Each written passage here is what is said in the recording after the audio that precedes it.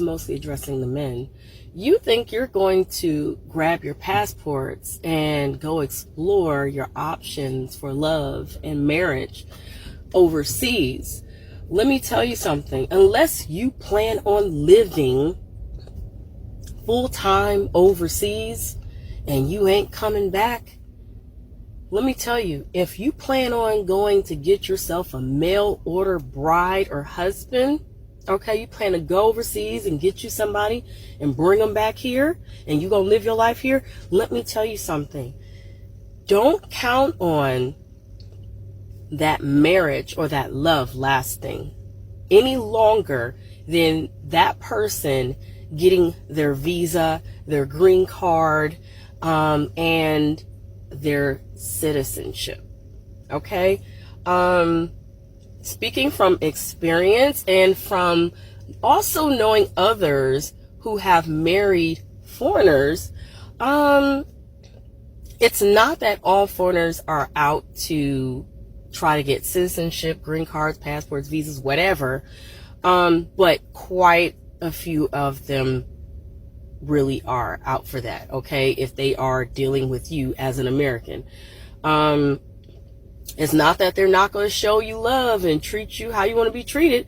They will, until they get here, they get Americanized, and they get exactly what they want, which is a better life and their legal right to be here without needing you.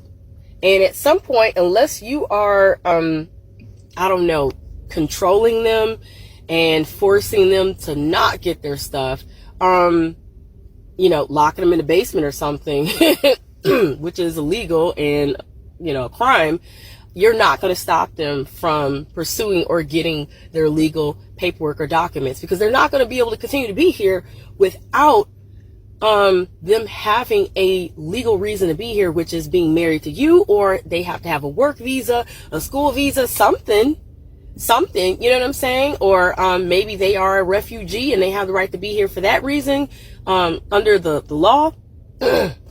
So please stop kidding yourselves that you're going to escape your fate, which is to do better, become a better person, and then search for the good people that match you. Go to God for who you want, and then be patient enough to wait, but do the work. All right, this is a fine evening on October 27th in the Shy. I'm sitting on my porch actually, and well, I want to comment because, as you know, the spiritual warfare never stops and whatnot. What we have here is some middle-aged broad, way past the wall, sitting in her car, sitting in her fucking car, like they all do, dispensing unwanted life lessons to men she will never meet. Maybe women too. I just get tired of this. I'm like, well, your life purpose is to sit in your fucking car and dispense what you think are life lessons to people you'll never meet, when you should be worried about yourself. You know, you should be worried about your health and getting your own shit together so that you don't care what somebody else is doing with their money and their time and their penis, their private parts and whatnot. I just get tired of this shit. But I gotta keep playing whack-a-mole with you bitches, okay? Because you don't learn nothing. All right, I guess it'll take generations and shit of, you know, people picking up the mantle, you know, playing whack-a-mole with your fucking head. Nobody asked you for shit, okay? You don't know nothing. You're talking from a place of lack. You're panicking and shit, okay? And I'm sitting on my front porch in front of my house. All right? So you hear a car go by in the background. And I ain't gonna fucking edit this too much. But I get tired of you bitches. Okay? I think you should take your own fucking advice and look in the goddamn mirror and fix your life.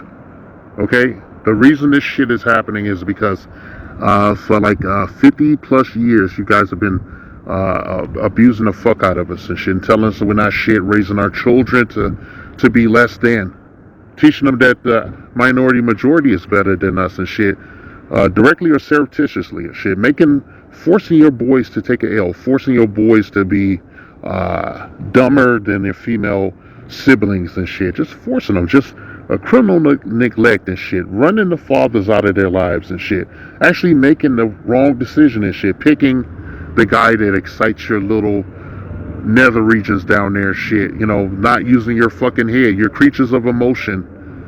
And you're infantile. You want somebody to take care of you and pay your fucking bills and listen to your bullshit without saying anything back. That's narcissism at its most acute. And nobody wants to hear that shit, at least from you. At least from some fucked up chick that ain't gonna give you nothing. You ain't gonna get shit. You can't even get a fucking hand job and shit, man. What's the... I don't see the benefit in any of these young kings sticking around listening to this bullshit all day in and day out from women that gonna do what the fuck they want to do. They doing all the shit. You fail to mention that, you know, besides yourself, because you're in a obvious lack of shit. You're over there driving Postmates and shit. You fail to mention that every deviant and negative thing that you say we're doing, you're doing your fucking self and shit. And I'm gonna pull that fucking curtain down and show the world what you don't want them to see and shit, bitch. Okay? Now, you have a nice day and go fuck yourself. This message has been paid for by the Dusties. Yes, the niggas you love to hate.